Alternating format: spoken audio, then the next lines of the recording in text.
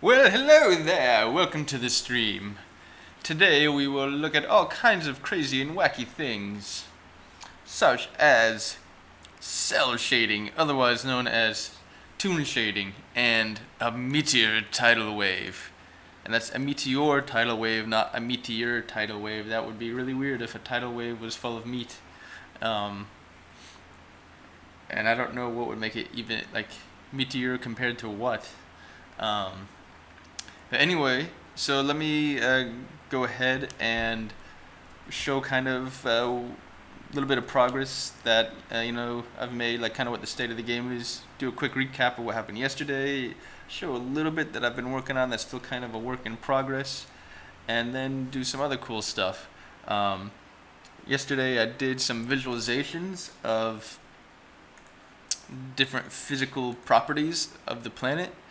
Um, So if I go to this right now, we're looking at air pressure, and it's all kind of equal. That's why it looks white right now.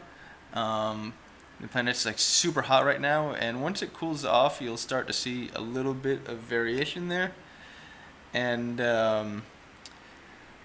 so we'll give that just a second. In the meantime, I will keep talking. So the way these visualizations work is they kind of use like cartoon shading to put these different like distinct levels of value. So here we go. Here's our Pepsi planet, and I'm gonna zoom in on it, and it looks pretty smooth. But if I were to pause it, it's kind of hard to see because it's such a thin band. Maybe if I actually play with some things a little bit, like I'll throw some heat in there, and you can start to see the bands show up.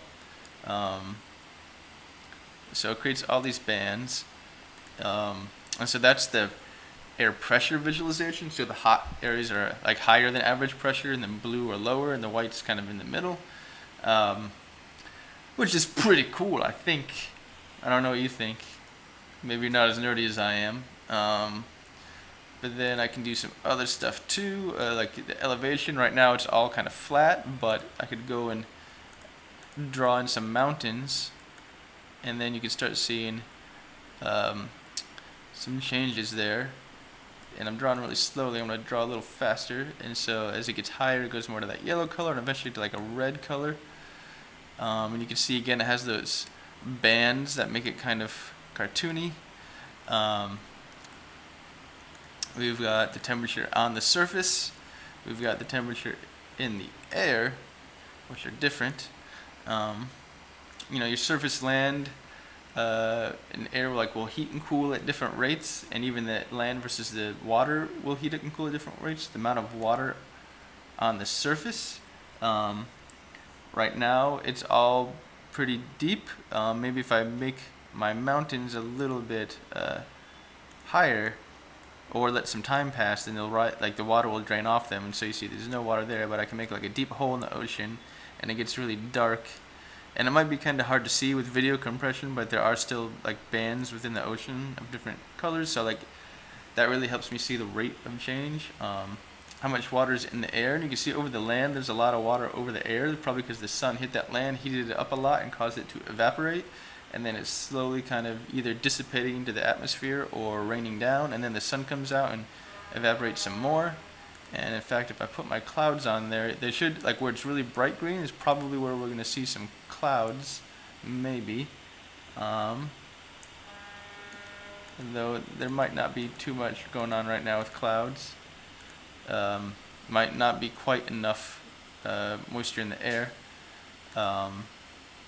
And actually, if we look at what really it is telling is the air relative humidity, and so yeah, it's kind of swirling around in a pretty cool way, kind of trippy. And where the green is where the relative humidity is the highest, and the blue are kind of cooler areas, and dark black is like no water at all.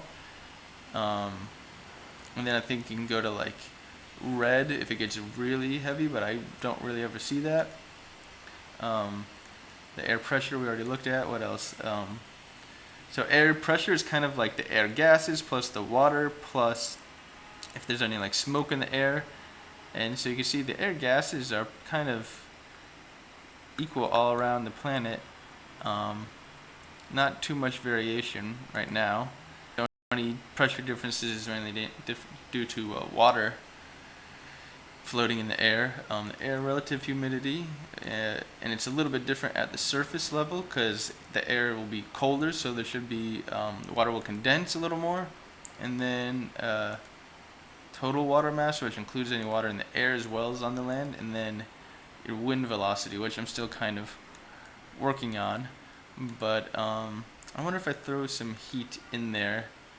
You can see that my arrows are pointing around, but if you look in the upper left corner of the window there, you can see that the air velocity is really small, 10 to the negative 6th power. So I've been working on velocity, wind, and air pressure stuff, and it's starting to get there. I just have to tweak it some. It's one of the things where I'm trying to make it really physically accurate, where things depend on how big the planet is and how long it takes air to move across it and that sort of thing. What are the actual pressure differences, instead of just having magic numbers. I'm oh, take the pressure difference and multiply it by this magic number. I'm trying to calculate it in a realistic physical way, and so I have to nail that down, and I also have to make that work with whatever time scale I'm working on, because I'm trying to do it physically, but I don't want it to take a billion years in the game to simulate a billion years, so I have to eventually tweak some things. So for example, if I go and let me first let's look at air pressure visualization, and then let's draw some heat. So I'm creating some pressure differences around. That blue area is the land. It's a little bit different there for some reason. So you can see the arrows are should be pointing to the blue circles from the red zones, which are kind of doing. They are, but there's such low values. If I go and I speed up my simulation speed, I think I usually saw kind of more convergence to what I expected. Yeah, it kind of gives, and you can see stuff flow around better. So that's with a higher simulation speed, and so I need to I have all these different processes going on, so I need to kind of work out what speeds they all need to be going at to make a nice simulation. And so I have this sort of these gradations, right? And I thought that's basically what you do for cartoon shading in a game. So I thought it'd be cool to actually take that and apply it to just the real color from a normal visualization. So right now the planet's kind of icy. I kind of want to heat that up by adding a lot of sun. So right now my sun heating factor is 20. I'm going to make that 90, and that quickly melts the ice and even kind of starts melting the land. But I'm going to turn down the simulation speed a bit.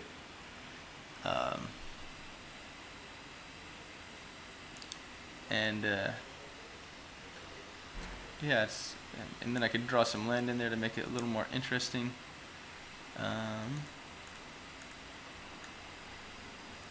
Raise up some islands here out of the ice.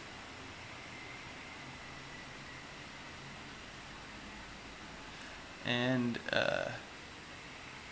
so I thought it'd be cool. Okay, and a little bit of light. You see it's turning green a little bit. Some life comes in, but then it dries out again. Because I need to really balance out the simulation speeds. But I thought it'd be cool to go ahead and apply a cartoon shader to that. And then the other thing is, I thought, well, I want a really cool GIF. I've got some GIFs that are kind of neat, but not enough to I think the coolest one is where it messed up and the whole planet kind of exploded from the inside out. But I want to have a cool GIF of stuff working as it's supposed to, so I thought it'd be cool if I added a little thing where a meteor could come in and hit the water and would create a giant tidal wave that would kind of splash over the land. So that's something we're going to try here on the stream today. But the first thing is the cell shading or cartoon shading, and that should be a pretty quick thing. So I can go to my code here, and I have my surface shader, pixel shader, and this is sort of all the normal code that it does. And eventually I get you get two colors basically. You get what's called your albedo, which is kind of the normal color, the kind of the color you typically associate with an object, and then there's emissive, which is like a glowing hot color that gets added, like if there's a light source. There are also these things like metallic and smoothness, but we're not going to worry about those too much right now. So I think I called it gradate, or maybe cell shade or something like that. Cell shade is what I called it.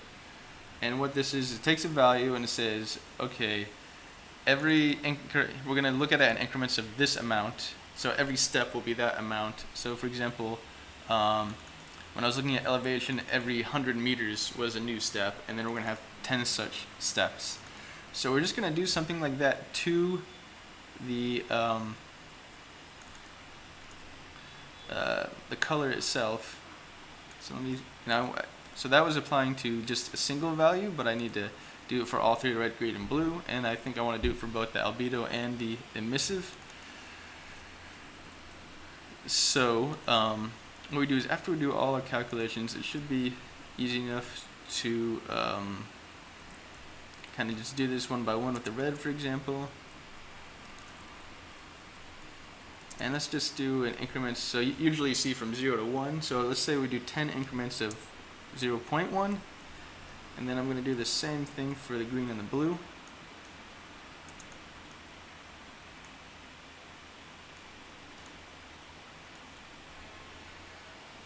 And let's see what that looks like.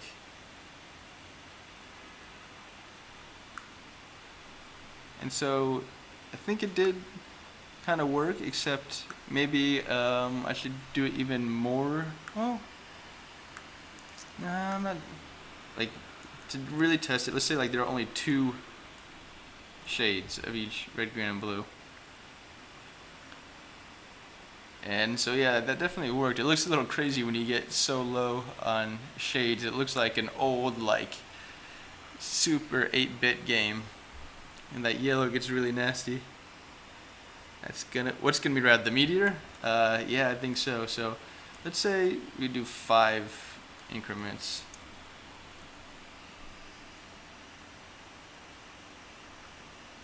And I don't love the way it looks on the rocks there. Maybe on so to make my planet not, it looks kind of cool on the ocean.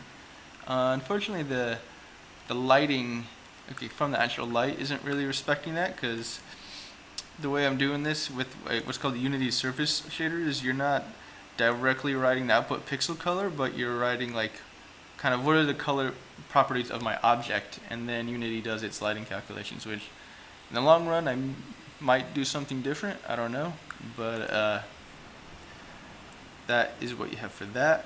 And I kind of want to do the same thing for the emission, which is like that lighting, so any kind of lava would follow that one. It's like these hot spots here, and so if I go and I just draw, like throw down a bunch of heat to melt everything,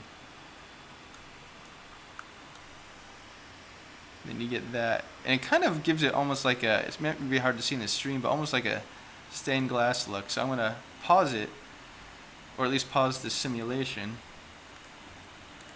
and then if I kind of disable that, maybe you can see the difference.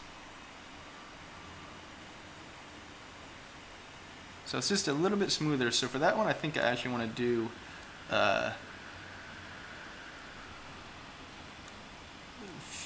coarser gradations to really exaggerate the effect.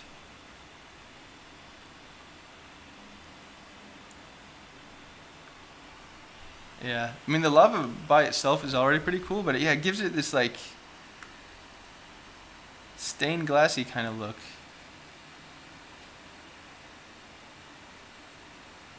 So that's with, just take a look at it one more time, and this is like, this will be normal once this spinner goes away.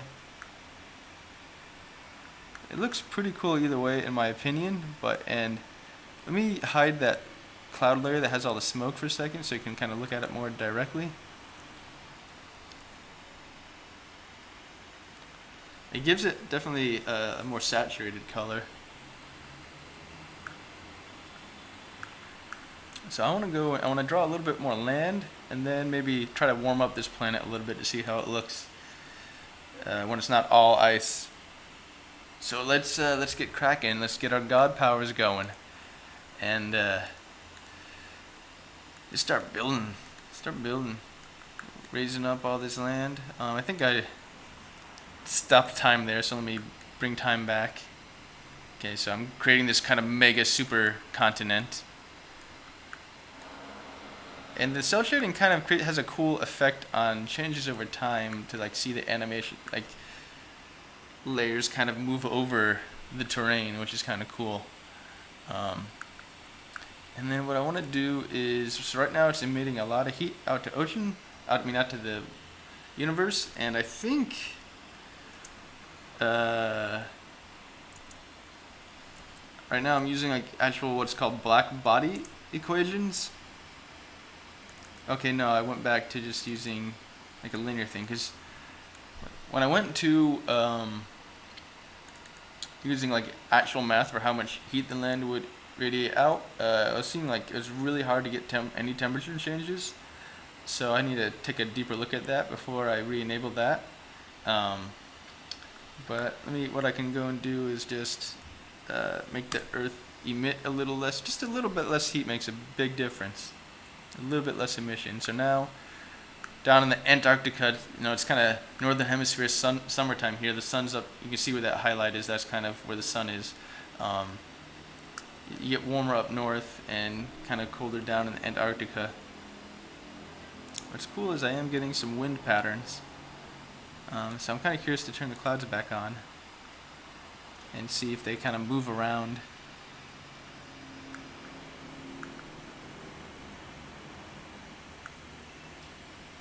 So I think these clouds are forming because like all that hot rock is kind of vaporizing the ocean around it. And it's interesting that I'm getting some clouds over here too. I'm not sure if it's to do just with dry land versus sea, or if that elevation might have something to do with it. Some adiabatic cooling. Then I should have had a Kraken. Then we'd really get Kraken. Wah, wah, wah. So that's with like the cartoon shading. I don't love it, I don't hate it. It's kind of okay. That's kind of how I feel about that. I like it more on the emission than I like it on the albedo. That looks pretty cool on the ocean itself. And one of the reasons why it probably doesn't look that great is because of all the detail and this texture. If you have you kind of probably want the right color gradients in the first place to get some good cell shading going on.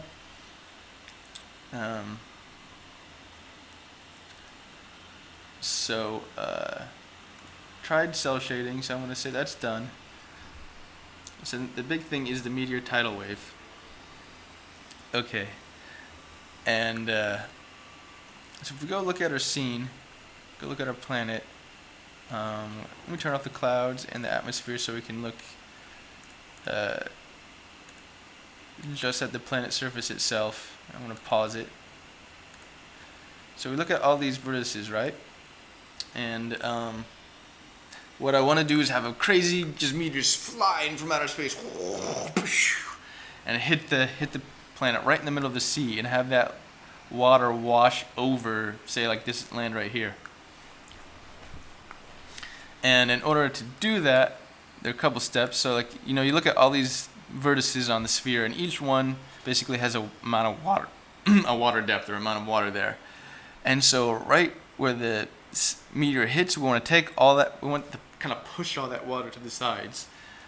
Theoretically, you'd also add a crap ton of heat, but that would also vaporize a lot of the water, so I'll think about that second.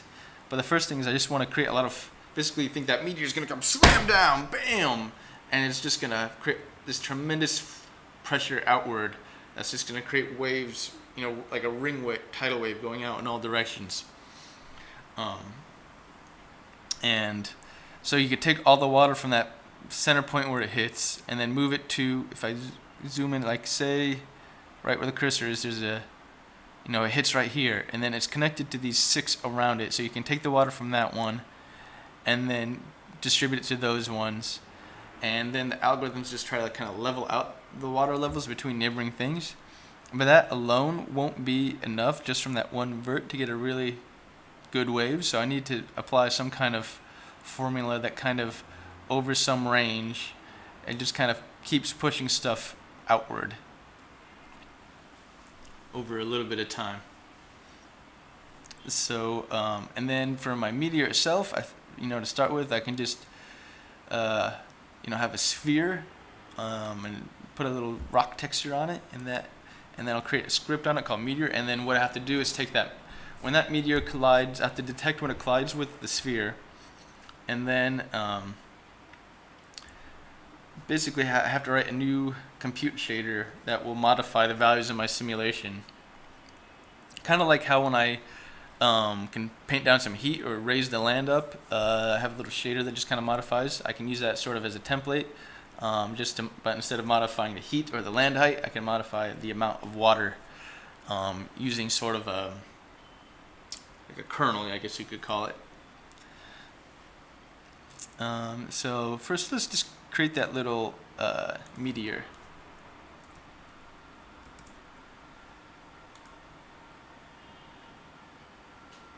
Actually, I'm going to delete that original object, so I'm just going to use directly this sphere and rename it. Okay, so where is it? And its radius is 1, so we want it really tiny compared to the Earth, so it's going to be like 0.01.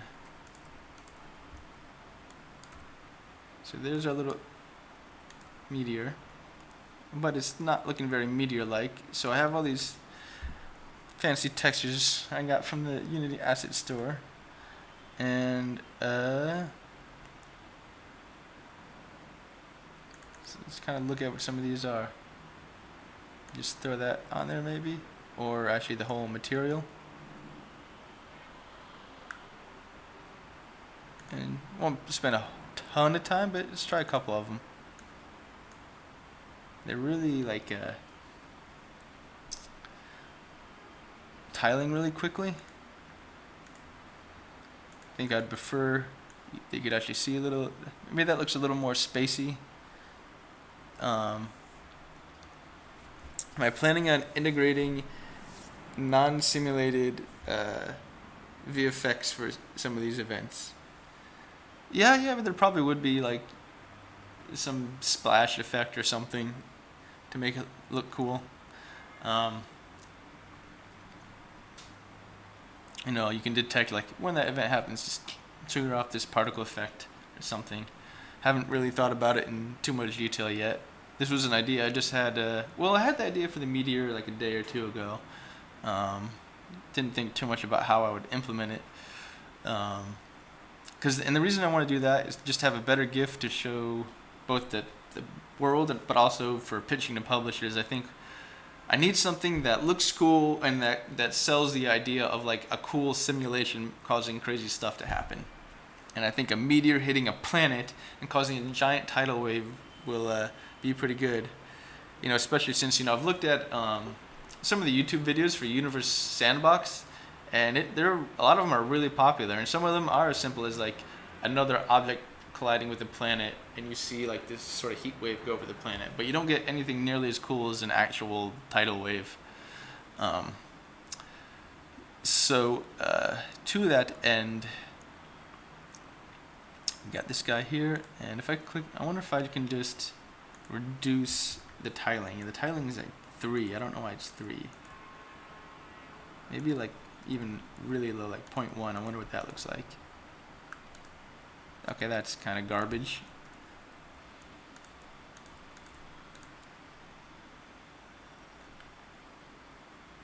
Guess it really doesn't matter because it's going to be pretty small on the screen anyway.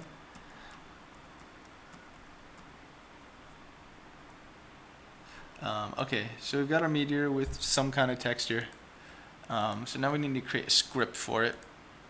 So we're going to script planet events, do I want to call it?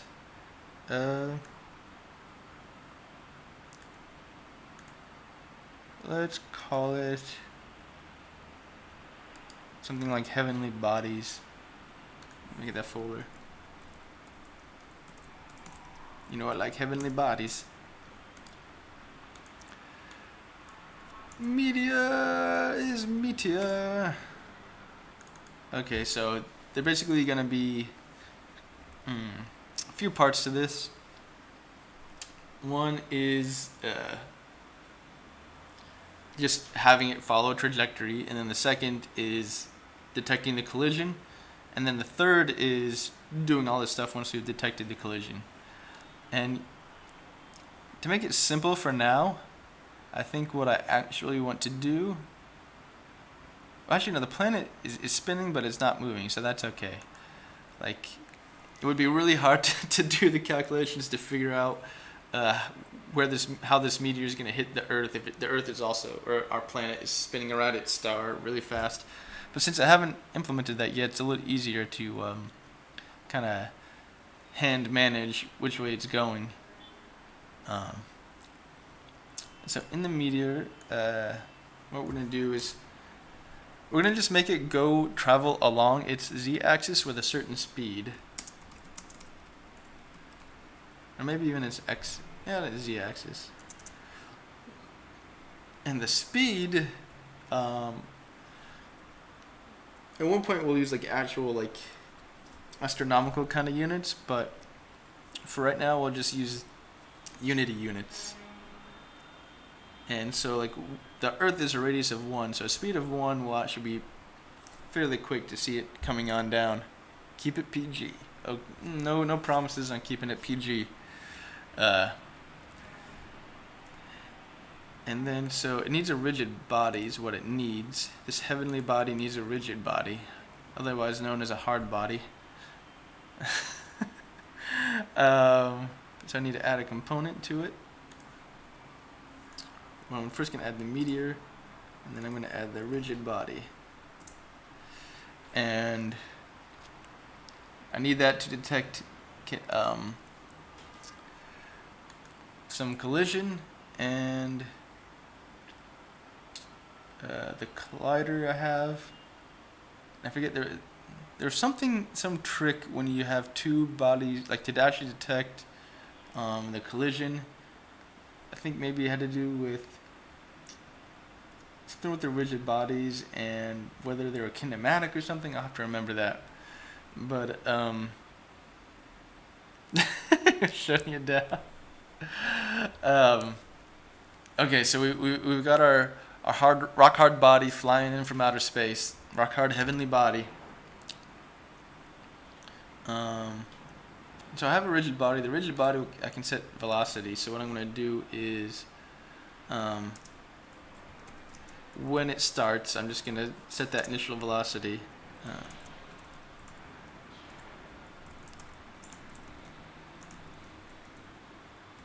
Equals times speed, and that's all we gotta do to get them going. And so now I'm gonna move them. I'm gonna move them like I mean it. This meteor really likes to move it. Collision requires a non-kinematic rigid body in order for script callbacks to get called.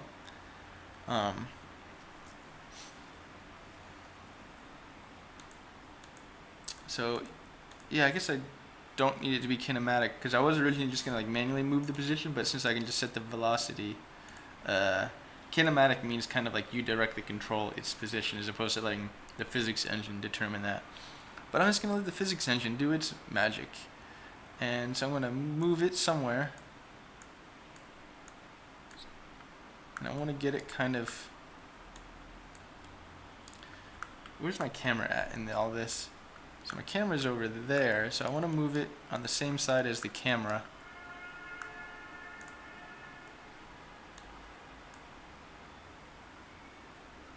If I can. Whoa! And I want it to come in kind of from the side and a little bit above, but not crazy above. Okay. And then I want it to go toward the Earth, so let me just point this sucker toward... I keep saying the Earth, but it's random planet number 5, really. So what's the best way to rotate it to face? I was hoping I could just make the... seat watch, the arrows rotate, but when I go to my little rotator tool, the arrow, oh, I guess I can look at this axis line here. Okay, so now it's kind of pointing toward the Earth, I think. So the Earth, or the planet needs a rigid body as well as a sphere collider. So we'll put it on the same thing as the sphere collider. The sphere collider should really be, I think, on the terrain. So let me move that if I can. It lets me.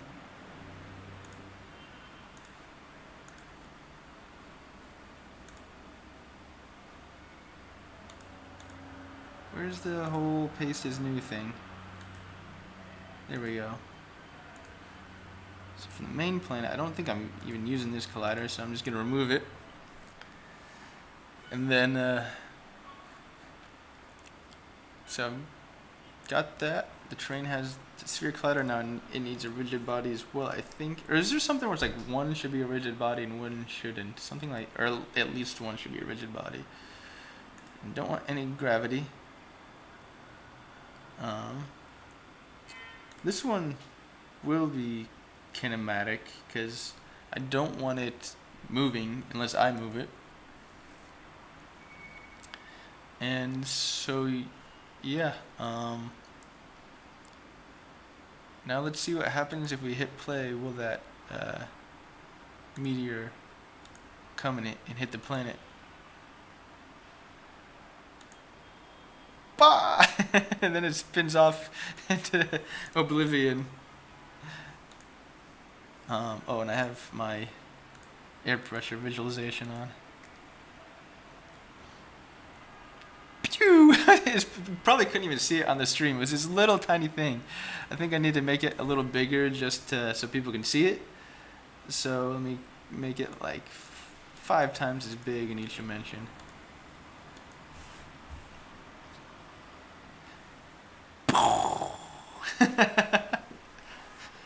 And so what I'm going to do when it collides is I'm actually going to turn off the rigid body and just kind of make it disappear in an effect, I think. And ideally I can make it go below the water.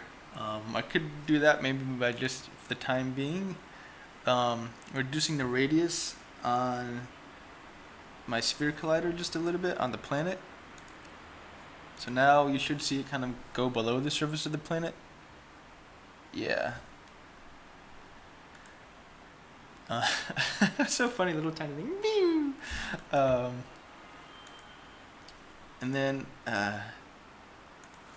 Unity, it's called like Unity on collision enter. So I just make a function on my meteor called that. And we can just say disable the rigid body.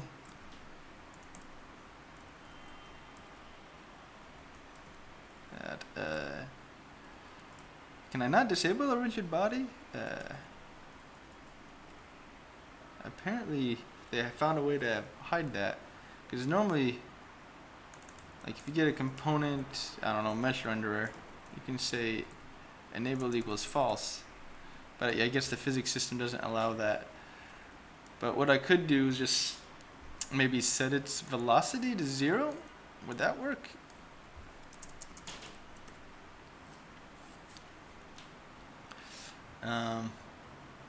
And let's see if that, so I'm going to attach the debugger just to make sure that I'm actually hitting that code.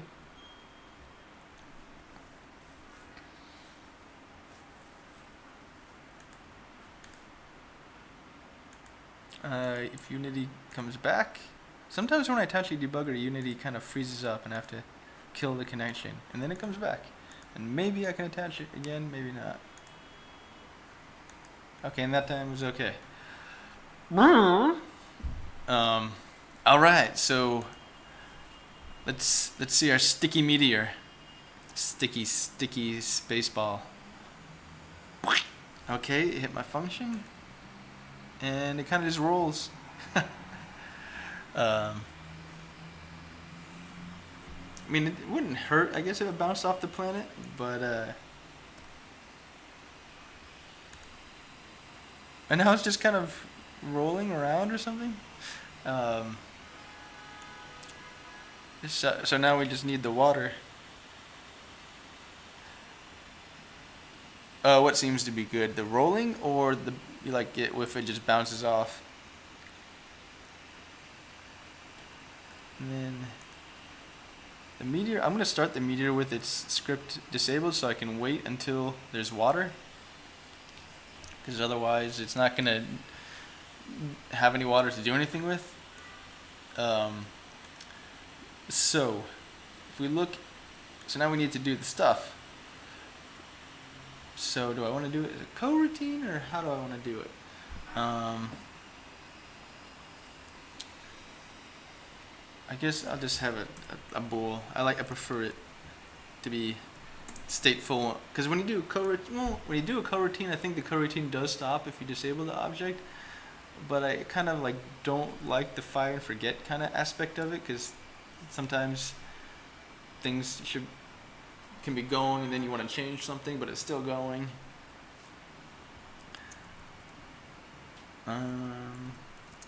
Float. Let's call it collision time. Rigid body to add force, 0 velocity change. If you call velocity directly, the physics engine can overwrite the value on the next pass. Add a force will tell the physics system to actually imply your intent. So I can do that. Add explosion force. Wow. Oh wait, that's start. That's not the one I want to modify.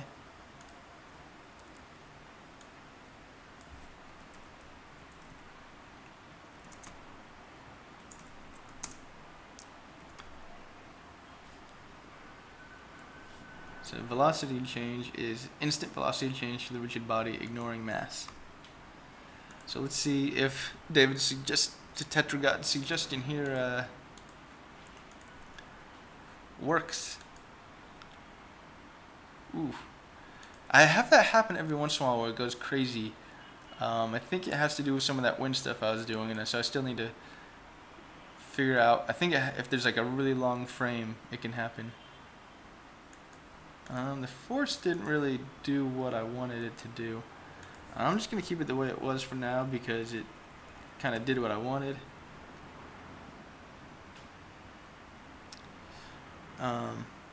Gravity, I believe I turned gravity off. Yeah, gravity's turned off.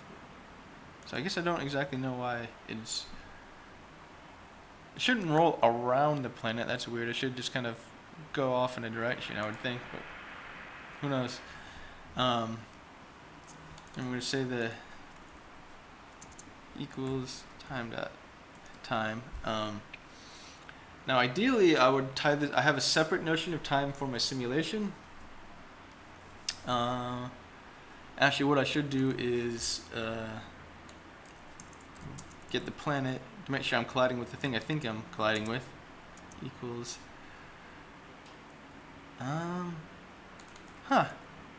it calls that function even if you forgot to I guess there are two different versions of the name of the function signature. Other, is it collider? Yeah. Get component in parent.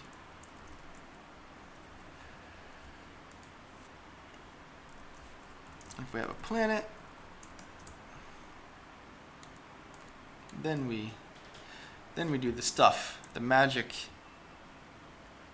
Unity.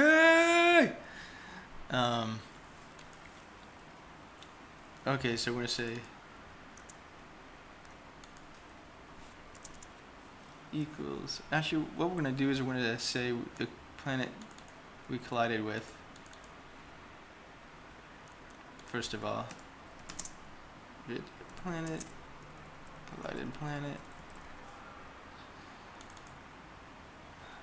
Oh, this could be cool if it rolls, because then I can like make the tidal wave move in a certain direction, like keep adding more and more change to the water as it moves through the sea, which could be cool. And that doesn't need to be public.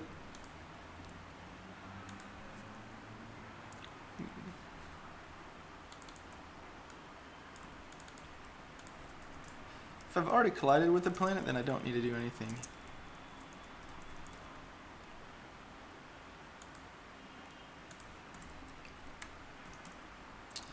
Planet Simulator is a thing that actually has the time, I think.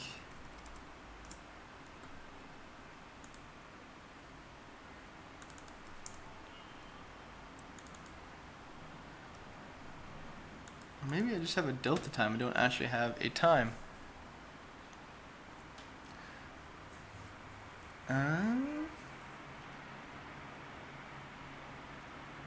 No, okay.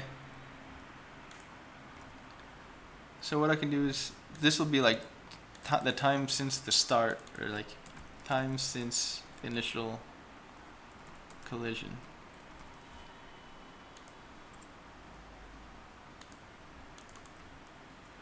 So I don't need to do anything right here. And then I need my update function.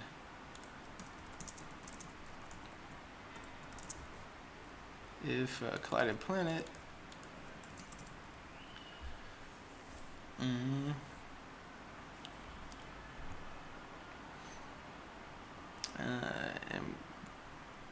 what do I want to call this?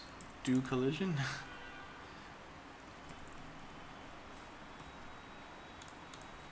I always like to have separate functions when I can. Sometimes I don't live by my own maxim, but it keeps stuff nice and clean. You can move it around easily. Okay, so and we'll have a duration. Explosion duration equals, let's just say half a second.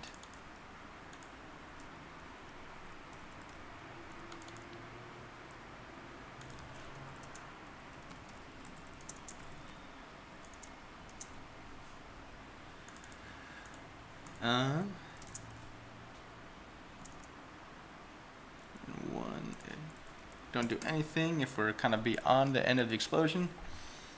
Okay, so we need this like weighted function, right? If we look at our wireframe again, can I click? There we go. So like you have a vertex, and then you want to push water out to the neighbors, and so like at the center you want to push all the water outwards, all of it, at least to start off with. And then we're gonna go based on like a distance. So what I'm gonna do is, so I know this meteor has a certain scale in unity space, and what I've done is my planet has a scale of 1 as well, and what I'm treating a radius of 1 as being like the radius of the Earth. So and I want my explosion radius to be like a multiple of the size of the meteor. It's not really a super physical basis for that. Yes, it does make testing nice and easy. So I'm thinking, okay, if we have like displace 100% of the water at 1 with like at the center, and then or anything maybe within the radius of your meteor, it will displace 100% outward. And then I'll have some kind of follow function, some kind of thing that's maybe like 2 to 3 times the radius of the meteor, and that'll weight will go down from there. So I'm going to have a shader that does all this stuff, and I'm going to pass all these values in.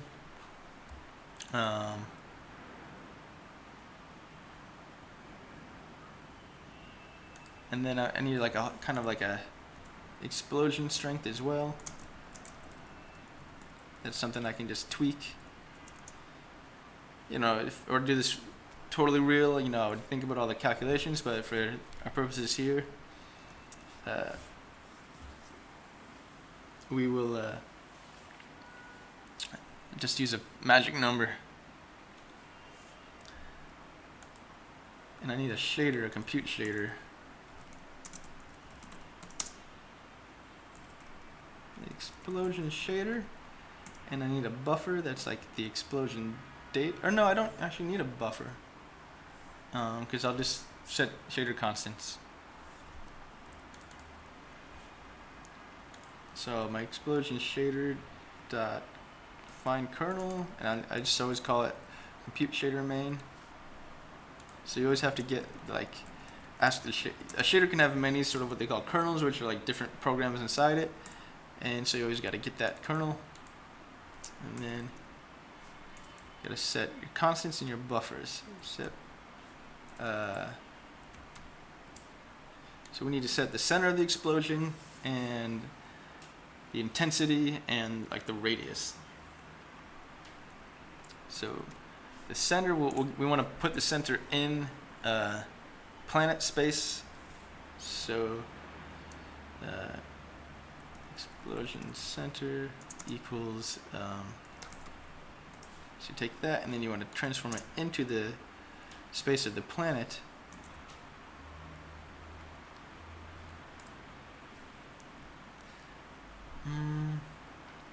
But we always use the terrain renderer, because that's the part that actually gets rotated.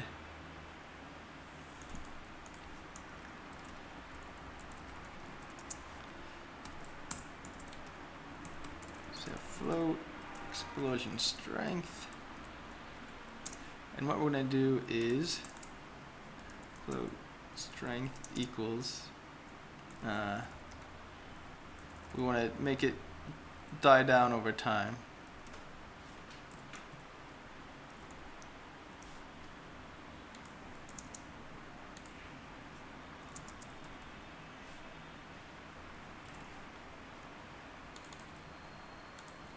And then the radius. Float meteor radius equals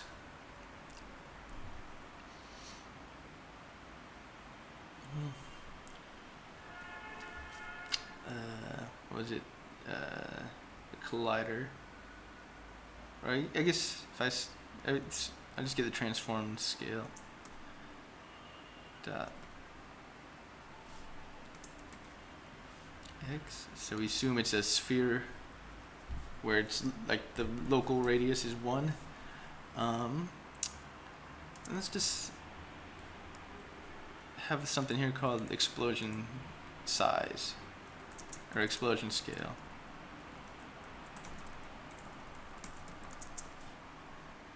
And we're going to set it to 2 for now, because that's what I want to do, and I don't care what you think about it.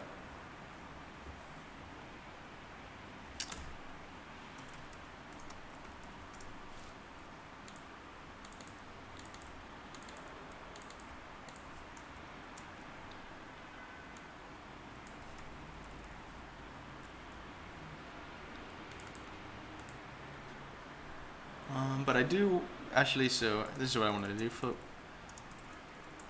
meteor radius equals this times, I have a bunch of constants, like what's the radius of the Earth? Dr. Dan?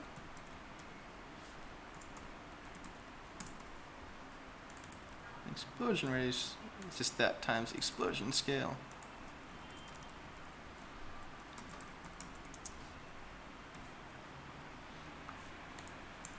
Then we need to and for this, so the easiest thing to do is actually to dispatch it for every single vertex on the planet, which is what I will do because it's easy. And what I want to do now is go look at my painter as sort of an example.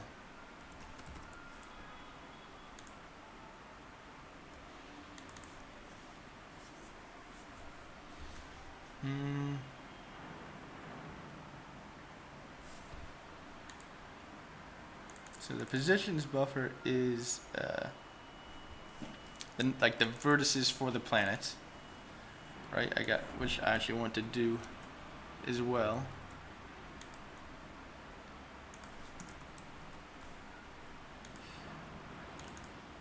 And I'm just gonna straight up copy this thing here.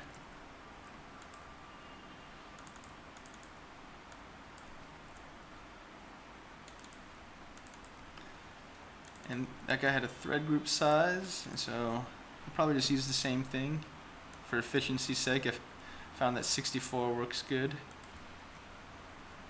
And don't worry about that, that's just some compute shader optimization shenanigans.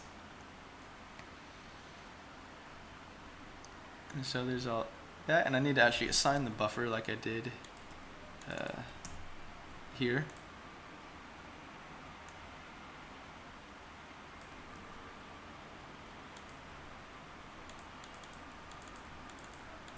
So that it can actually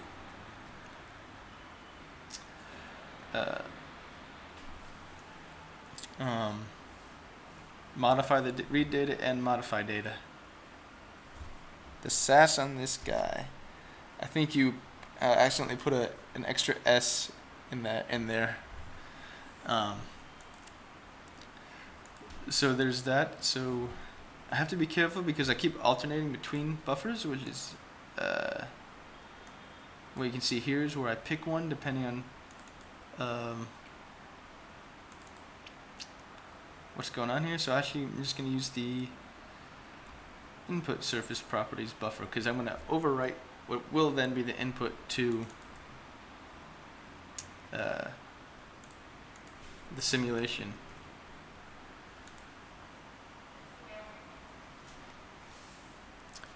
I don't know when. So this is going to be, well, this is during my update. So I have to be careful about when this update happens relative to the planet. I might need to swap this. We'll find out. And the positions buffer is just what it is.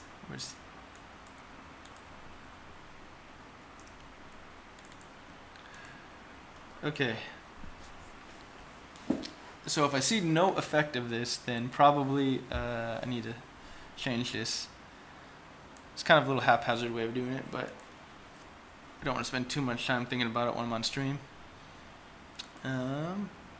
So I'm doing my and also ideally what I am gonna do is, so this paint guy, right? He has a thing that you can specify the execute order to execute before other things. So I'm gonna have this guy execute. Let's say I could have him execute before or after the planet simulator. And then let me go back to it. So this guy, he's defined based on this bool, and that guy is updated in this set render buffers, which happens during late update. So I think I actually want to write to quote the output buffer, because then that will become the input buffer when we hit late update.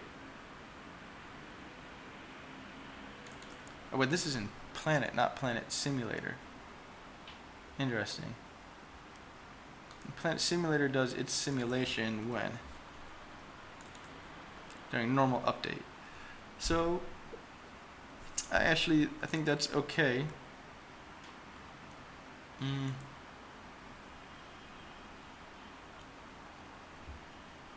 So I picked the input or output basically depending if I want to happen after or before the planet simulator. And what does the painter do? Well, it depends if it's late update or update, I guess.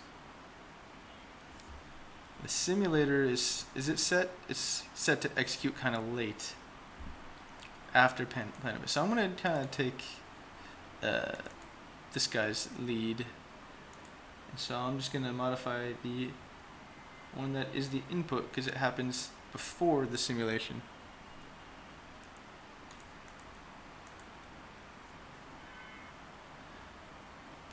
but I'll do it after the painter maybe.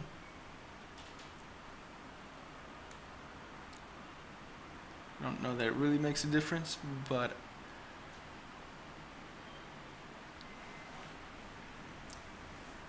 let's see here. So I think everything is good to go on this side. Now I just need to make my shader. So I have this guy to use as an example, so I'm mostly just going to take this and then modify it when I create my new compute shader. Let's see if everything I wrote compiles, and it does. Huzzah! Huzzah! What fortuitous forebodings. Okay, so shaders, compute shaders. I'm going to call this explosion shader, meteor explosion shader, or something. Heavenly body explosion dot compute.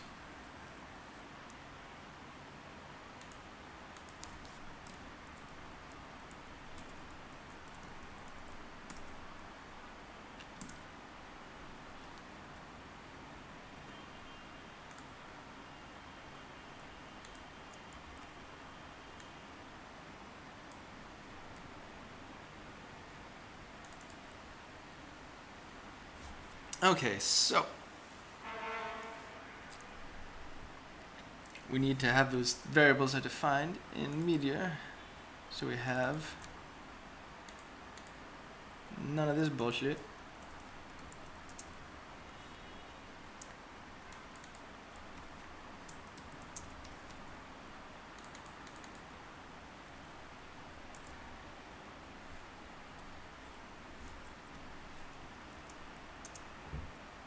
And actually, I realized, so I multiplied by the Earth radius, but since I'm comparing to vertex positions that are normalized to a value of 1, I don't actually need that. Okay, so I get, where's my vertex position? So there's my vertex position.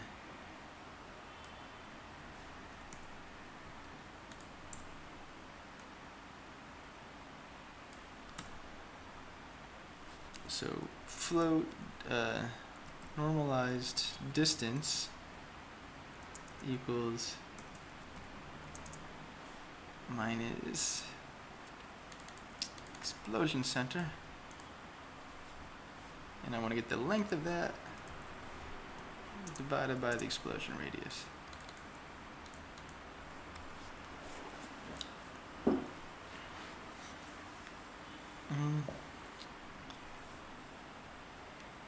But I want to make sure that I want to have a sort of an inner radius and an outer radius, and within the inner radius it's 100%. 100%. Explosion. Inner radius, explosion, outer. And the inner radius is just going to be meteor radius.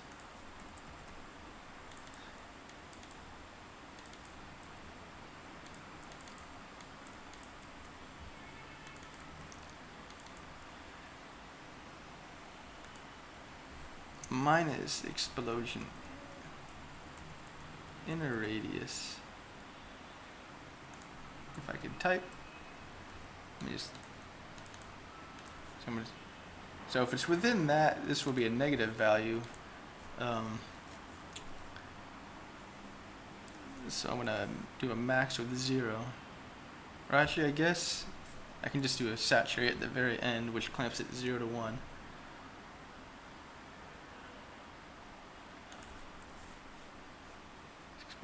And then you want to divide it by the difference between the two radii.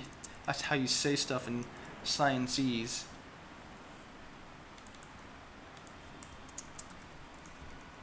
That just makes sure it's in the 0 to 1 range. And then float weight equals explosion strength times 1 minus normalized distance, because you want the strongest when the distance is 0, basically.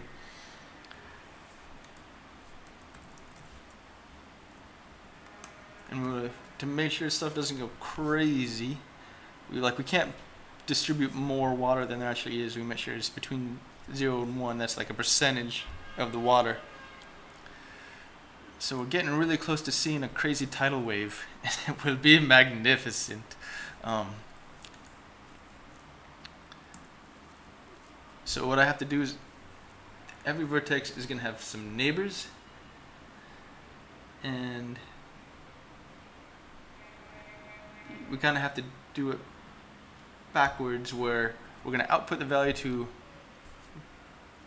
we're going to kind of, instead of pushing from one point to another, we're going to pull from one point to another, just to make sure we don't have any weird, like, we can't have multiple instances of this compute shader writing to the same value, because then you sort of get undetermined results and they won't necessarily add together. So what we actually want to do, if you look at my like simulation shader, wherever that may be, so my neighbor count is either 5 or 6. Most points, almost all the points on the globe have 6 neighbors, except there are 12 that have exactly 5, because I started off with what's called a icosahedron, and then I started subdividing.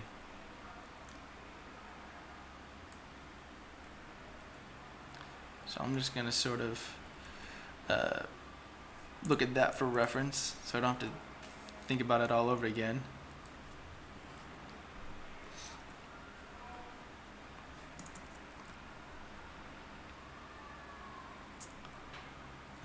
And then, so we actually don't want to compute the weight based on ourselves, but on the neighbor, because the neighbor is going to be the one that's potentially pushing water to us.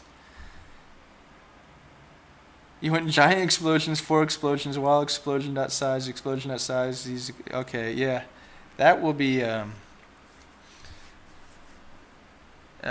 exploding loop. That's all I can say. Might explode my computer.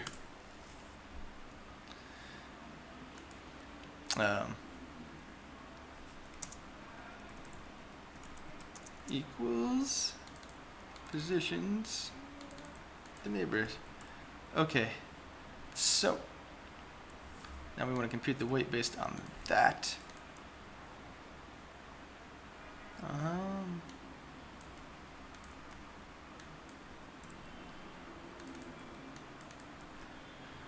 Okay.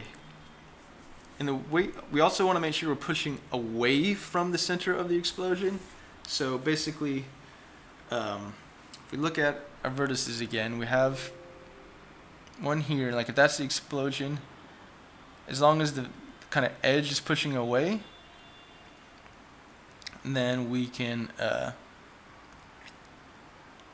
distribute. So like at the very center, you'll distribute to all 6, but like if you were over here, you would distribute to some number.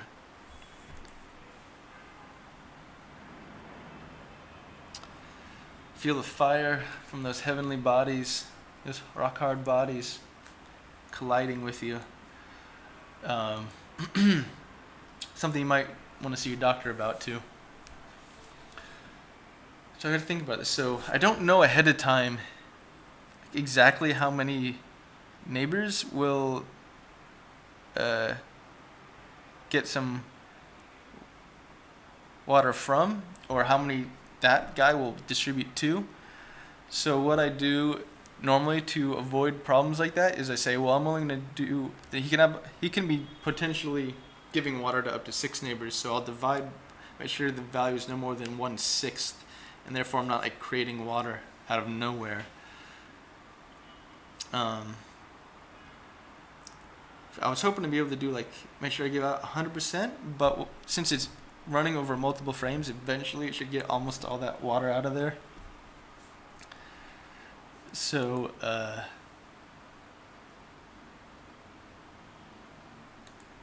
so we can divide by 6 here.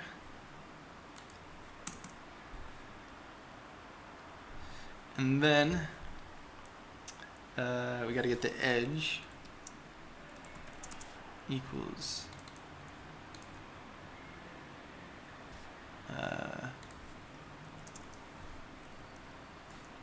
And we only want to do this if we're kind of outwardly going. And the question is,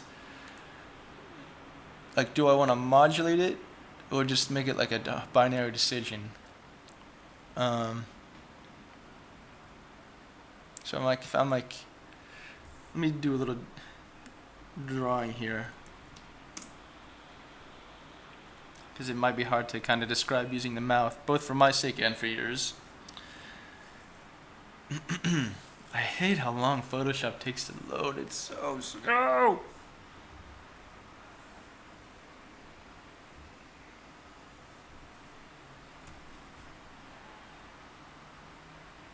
It doesn't really matter what size it is. Okay.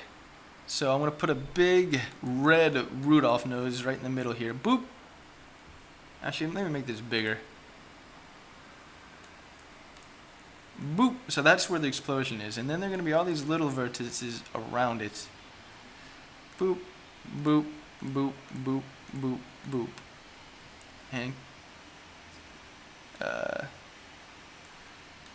And then say we're considering, let me make it blue to say like, oh, we're thinking about this guy.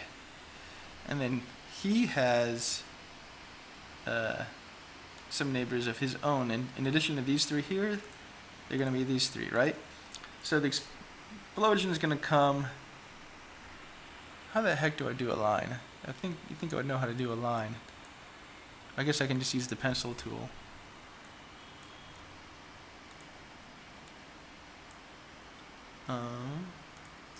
Make it green since I haven't used that color yet. So, right, that's sort of, for this guy, the direction of the explosion.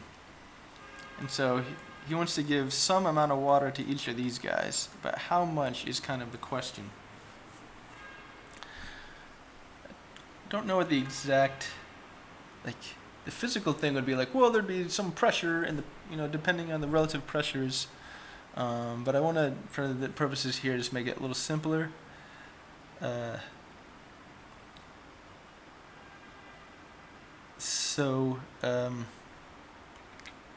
could use the dot product, which is the cosine, but then this guy would get 100%. So what I think I want to do is get the angle from that one and have some kind of weighting based on the angle. Well, I am doing that divide by 6, so they could all theoretically get a certain percentage.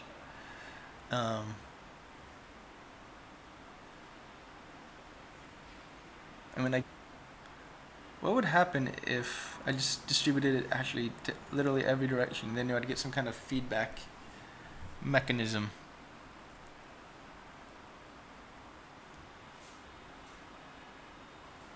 That could maybe work, because like basically this guy would give water to all these,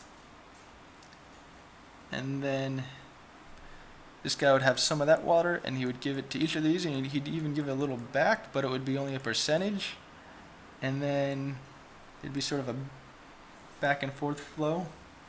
I don't know. But meanwhile, it would continue pumping out this way.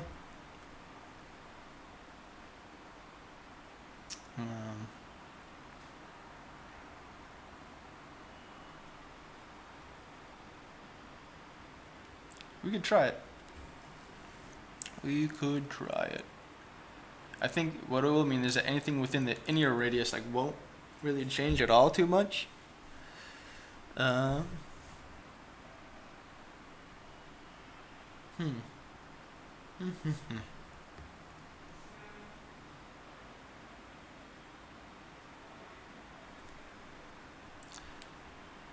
I think that does actually match with a lot of models of how waves propagate through space, is you just kind of consider each point to be a new wave. Because I'm worried that if I try to do some funky math to minimize the distribution here, then I'm going to get weird uneven waves. So let's just try it. So I guess I don't really the edge, except I need to know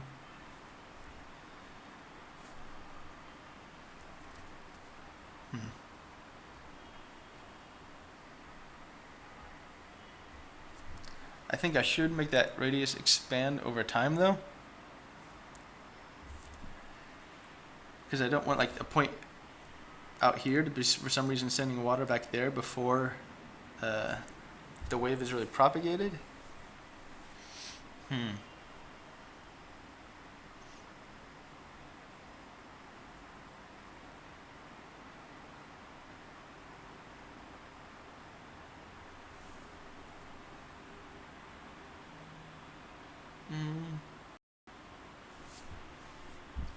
Or I could just evenly apply to anything that's kind of outward. Let me do that one. See how it looks.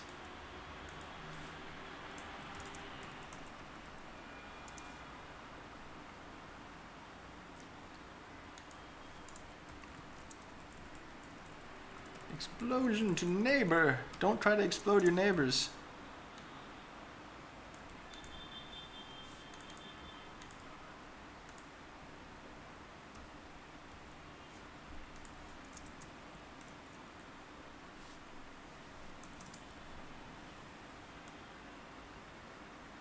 So I guess I don't need to do any of that stuff until I get there.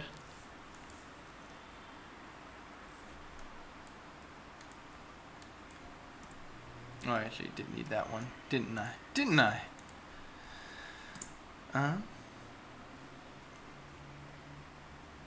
So I basically want to give him water and take away mine, but he has to do kind of the symmetric calculation. So that's why I have an else.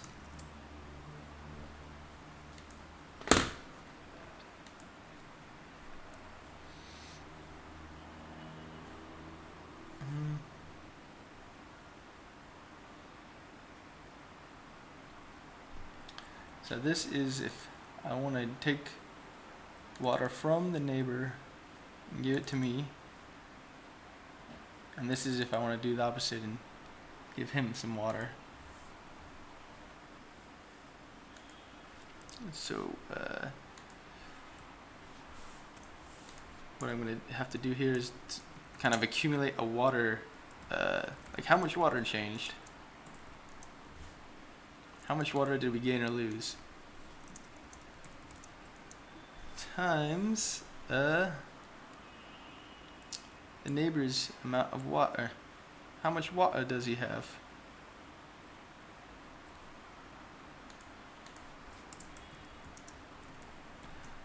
Just a little bit of water or a lot of water?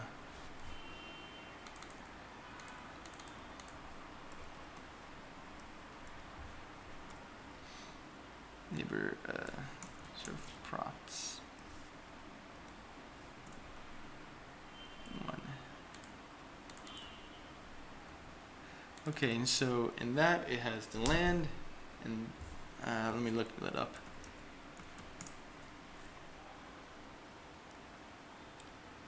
It's the Z.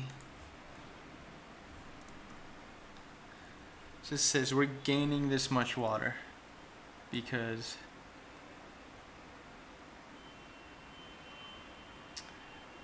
we are from the neighbor to us is in the direction of the explosion. Otherwise, we're going to kind of subtract out some water times my own.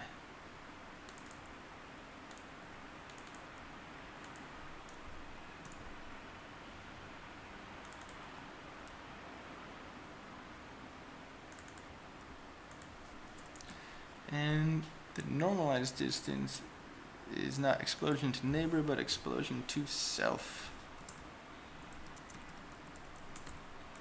So I have to, when I'm doing this, I have to be really careful about how I do these calculations so that I conserve things like the amount of mass, basically, because each little point is doing its calculation independently, and so I need to make sure when one point is saying hey, I'm getting this much of whatever from here, the other point makes the exact same calculation of hey, I'm giving that much. Otherwise, stuff goes crazy, and that's all part of when you program on the graphics card, because it's thousands or more computations going on in parallel. Plus minus Explosion center.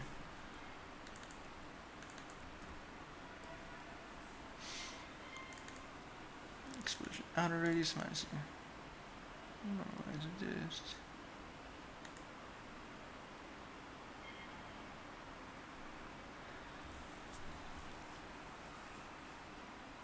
So I have to think about this like both points on either side of this edge kind of running this calculation at the same time.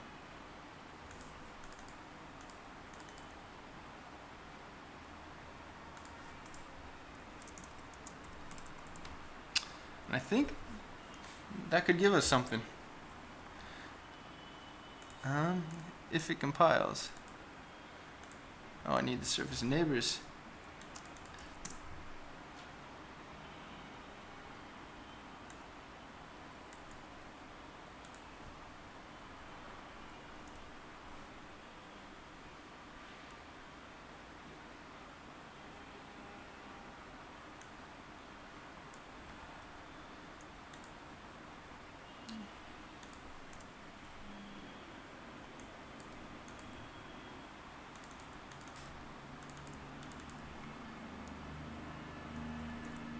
Okay, that should do it.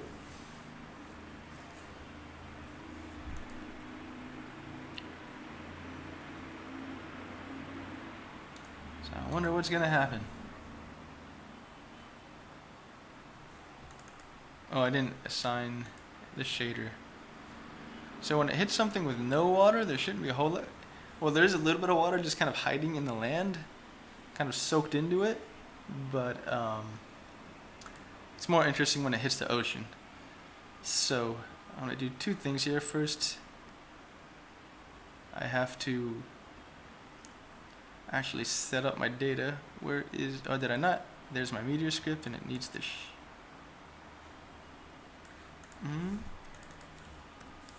that's private. Why did I make that private?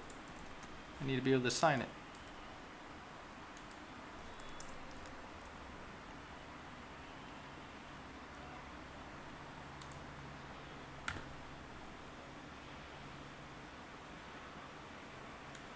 Heavenly body explosion. But I'm gonna disable the script to start, and then just enable it when I'm good and ready. Wait for that. What? Is it moving? Oh, cause the rigid body is still acting, so I'm gonna just disable the whole object. Just flying by in space.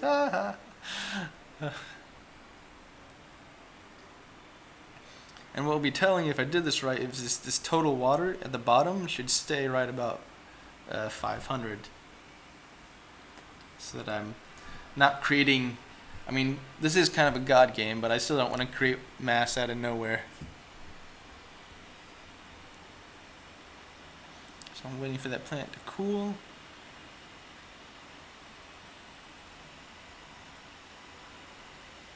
And there it is. And so now I can enable my meteor and see what the heck happens. Whoa! That was big. That was big. Okay. Oh yeah. Why did that go so berserk? I mean, the quick and easy thing would be to just scale down the explosion strength a lot. A lot.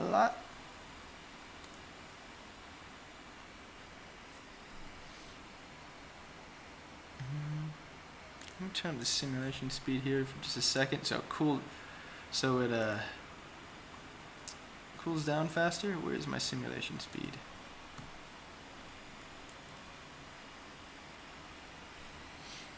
If I enable my well, it's good to know that I like the path of stuff is working. The code path. Where'd it go? Where'd my meteor go? Basically, just that little meteor destroyed the entire planet. So, while I'm waiting for that planet to cool down, get some liquid water, let me think about why I would have gone, like why I would have sent so much water flying.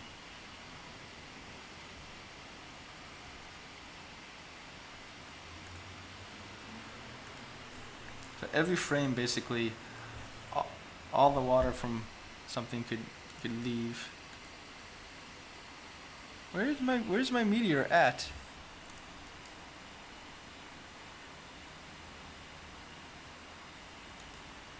What I'm gonna do is when I initialize the planet, right now it's initialized really hot, and I'm just gonna make it a more reasonable temperature.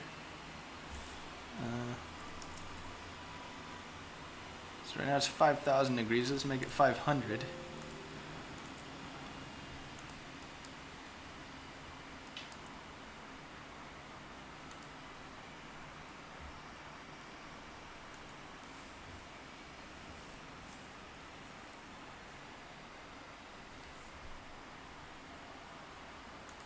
So my meteor is somewhere.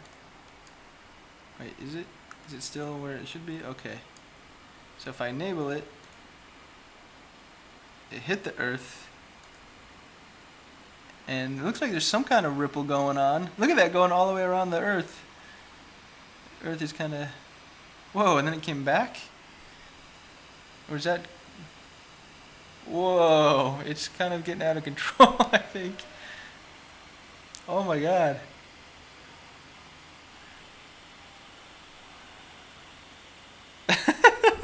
Want to see the vegetation and animals fly out into space? Yeah, you can see my average total water is increasing. It's alive! So glad I added those little counters there. So the basic thing is kind of working. What I'm going to do is...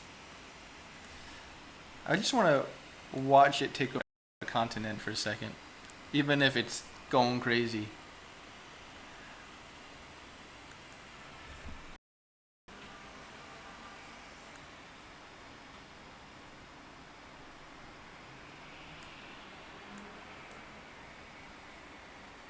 There's my meteor.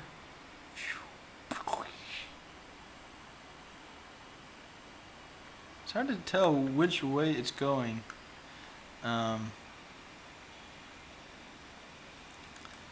Also, I don't want my planet to spin right now. It's going to make it not spin.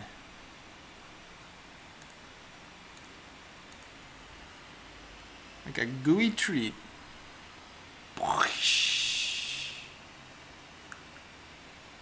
Oh, you know what's going on? The meteor is still rolling. So,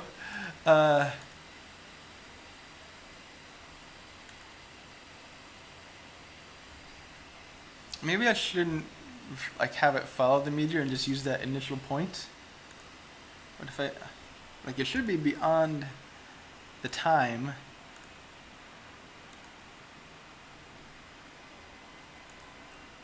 Oh, it's stuck at 0 time. Because I haven't updated this because I'm a dum-dum. Still doesn't explain why create water out of nowhere, but it does explain some of the behavior.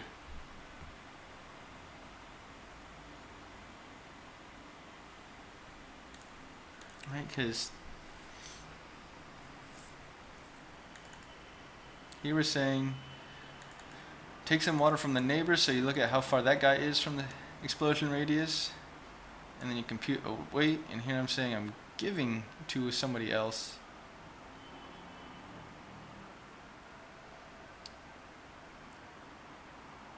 Because I am further, wait, explosion to neighbor, edge is,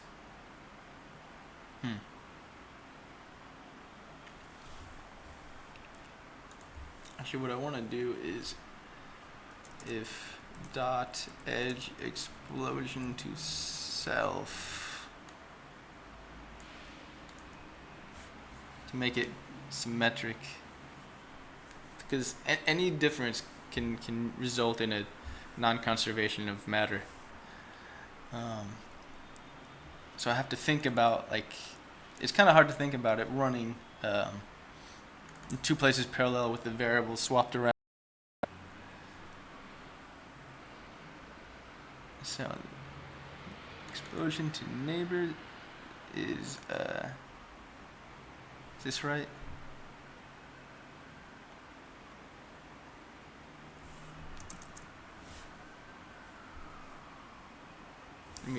I need to go back to where's my little drawing?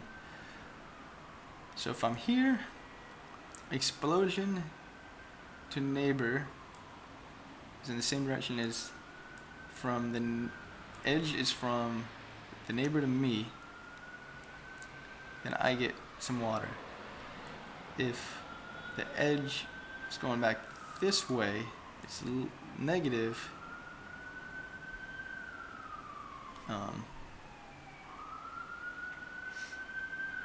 Should be less than 0, but the edge, yeah, so explosion's coming to me, but the edge is going this way. So I think that is correct. Wait, oh, destroy the meteor?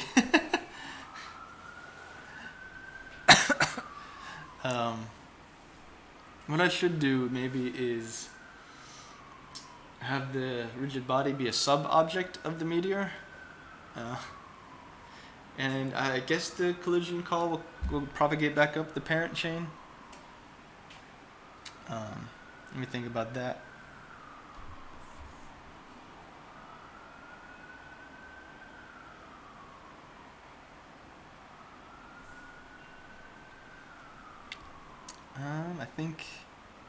I think I fixed this math. So let's just take a look at what happens with that. Even with the crazy rolling meteor, and I'm still getting water adding in, so that's not super encouraging. It's funny to watch it. Somehow it like makes a circle around this planet instead of just falling off it, which is really weird. Oh, and so yeah, I'm gonna change this up.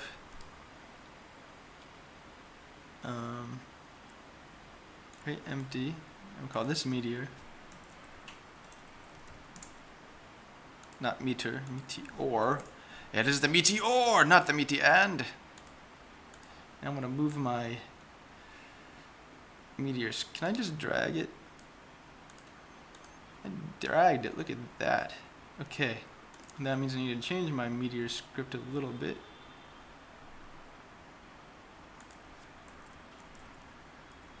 Just to look at the children.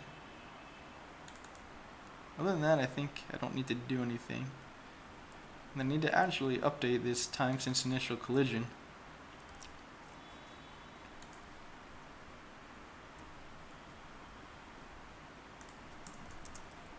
Equals times collided planet dot get component planet simulator dot simulation speed. Bam. Okay.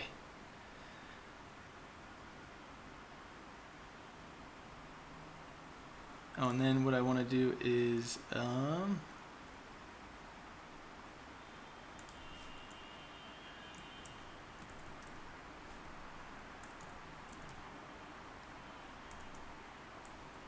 that game object that set active false. So I don't really need, I mean, it doesn't really matter.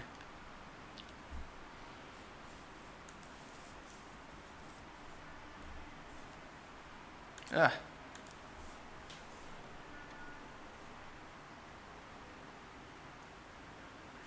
And what happened? It's way out there for some reason. And it didn't disable it. What the heck? Okay, let's Take a look at the code and see what's going on. Actually, as long as it doesn't really matter if that guy's still rolling around as long as I'm updating his time, so it kind of stops doing stuff after a little while.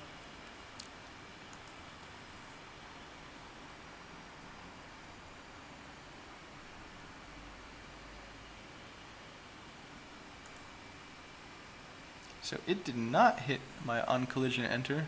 I don't like that.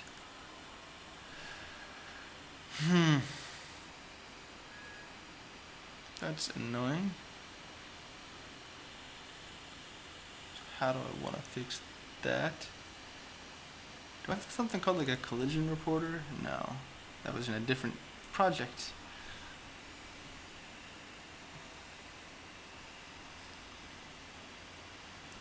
Well, what I can do is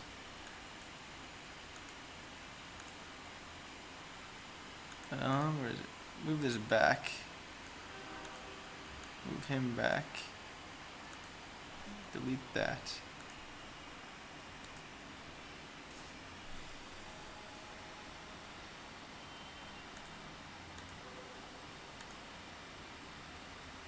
Oh, and it's not enabled.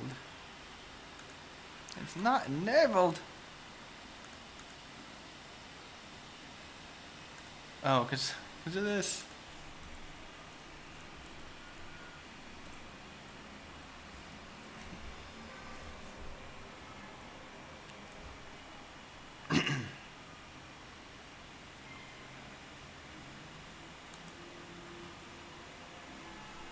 I think there'd be an easier way to say stop colliding once you hit something. Just go away.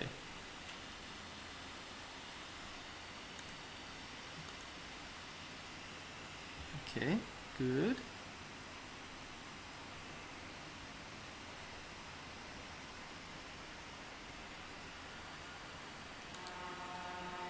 Maybe I need to bump up the strength again on my meteor. I want to drag this guy way up. Go.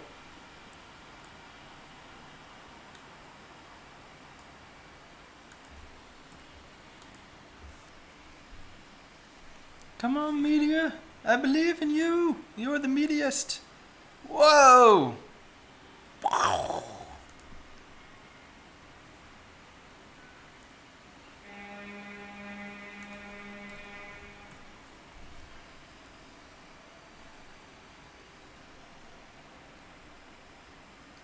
Bam.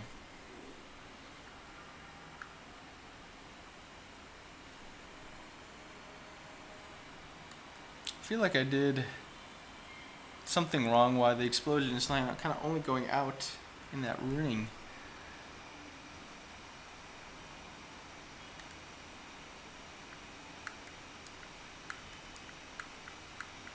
Could be as simple as like accidentally using a 2-dimensional value, or I should have used a 3-dimensional value.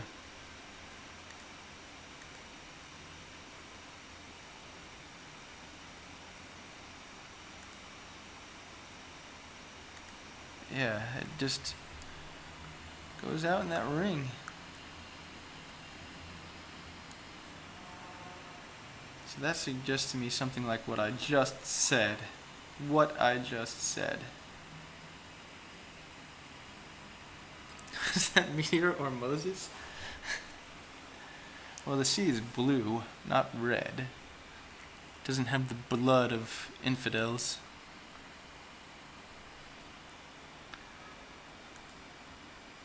Okay.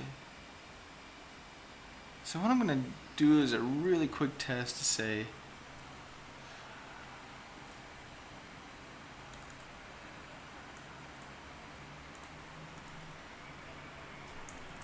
if it's within the range.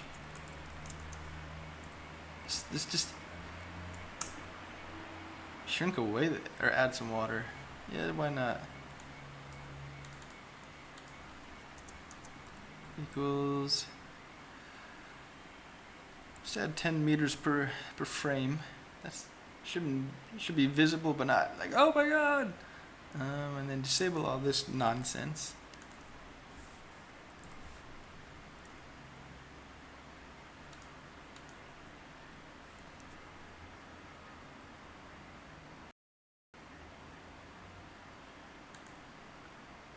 Hmm.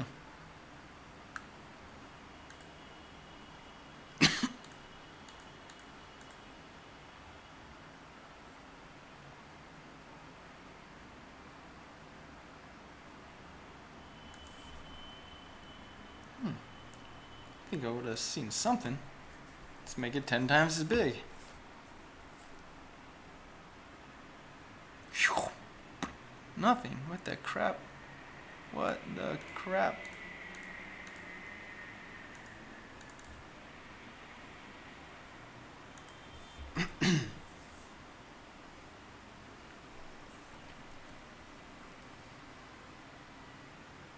Yet there will be blood. Okay, this is really confusing me.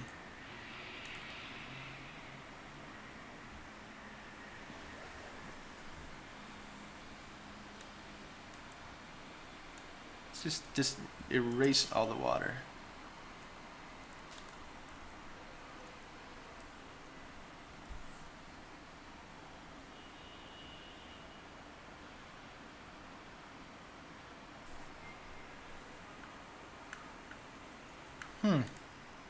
This is really freaking me out.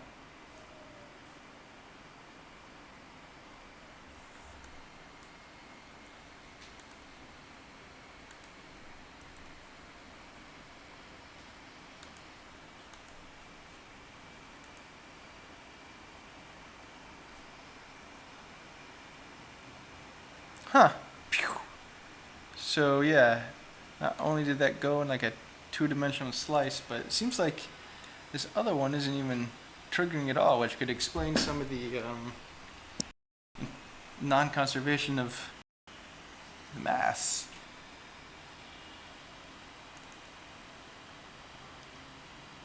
Oh, because look, it's a single float instead of a float 3.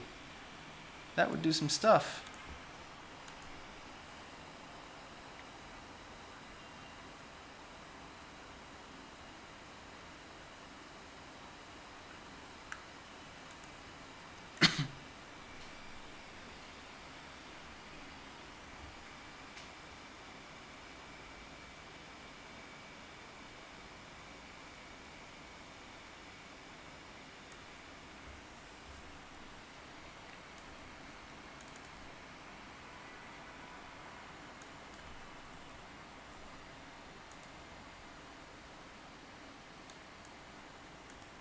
So that should make a pretty sizable hole in the ocean. Wow, that was pretty good.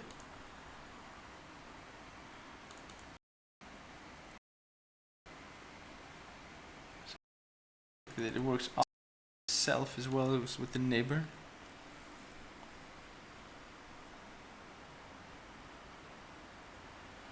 Wow, okay. Okay. So far so good.